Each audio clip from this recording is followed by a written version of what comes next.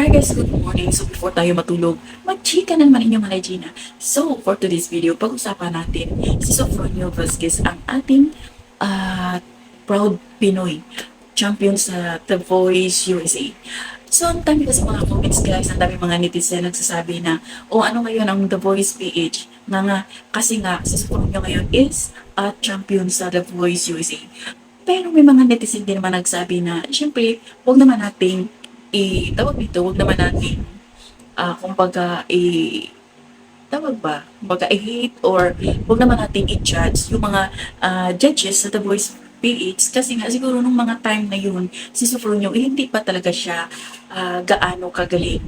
Pero kasi ngayon, syempre, nasa tawag ng tangalan siya dati, di ba? At siguro doon sa tawag ng tanghalan nagiging magaling siya. Nung pagkatapos ng tawag ng tanghalan, hindi man siya nanalo, pero siguro nag-train siya ng nag-train, 'di ba? Gumaling na siya ngayon. At ayan, The Voice USA champion na siya. Pero ang dami rin mga netizen na nagsasabi na, sus, ang showtime, hindi naman din nila pinapansin yan si Sofronio dati. Ngayon na lang siya lang naging ganyan, na kunyari, kinukongratulate si Sofronio, samantalang dati hindi naman ganoon. Or sinasabi nila si Ray Valera lang naman ang nakapansin kay Sofronio. Pero ngayon, akala mo, sila yung nag-train, ganyan, ganyan, yan. So, ang dami mga speculations, ang daming sige, alam naman natin yung social media.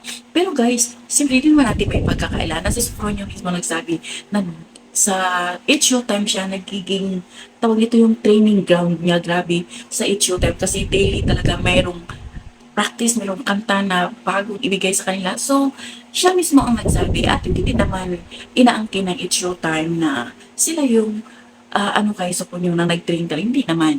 Pero syempre, hindi natin may iwasan, may mga netizen na pabor dito, may mga netizen na hindi pabor, ganyan. So, nasa social media kasi tayo guys, so hindi nakapagtataka.